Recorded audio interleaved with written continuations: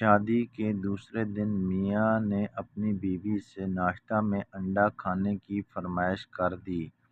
بیوی نے خوشی خوشی آملیٹ تیار کر دیا، مگر تنقیدی شوہر نے اعتراض لگایا کہ انڈا تو اچھا ہے، مگر میرا دل تو فرائی انڈے کا تھا۔ بیوی کو افسوس ہوا کہ وہ شوہر کی خواہش پر پوری نہیں اتر سکی۔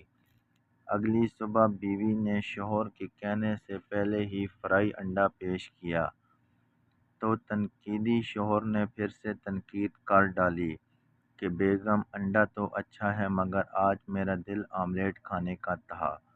بیوی بیچاری پھر سے شرمندہ ہو گئی اور اگلی صبح ڈرتے ڈرتے آملیٹ اور فرائی دونوں انڈے پیش کیے۔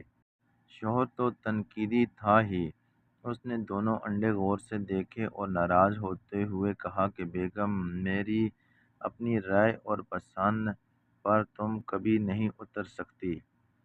میری رائے کے مطابق جو انڈا فرائی کرنا تھا وہ تم نے آملیٹ بنا دیا، اور جس انڈے کو تم نے آملیٹ بنایا اس کو فرائی کرنا تھا۔ ہمارے معاشرے میں ایسے بہت سے ذہین لوگ موجود ہوتے ہیں جن کا کام صرف اور صرف تنقید کرنا ہوتا ہے۔ وہ ہر عمل کو صرف اپنی نظر سے دیکھتے ہیں اور پھر اس پر بحث کرتے ہوئے اپنی ذاتی پسند ناپسند کی وضاحت کر ڈالتے ہیں، جو کہ ان کی نظر میں صحیح ہوتی ہے۔ ایسے لوگوں سے بحث کر کے جیتا نہیں جا سکتا، ہاں مگر خاموشی ضرور اختیار کی جا سکتی ہے۔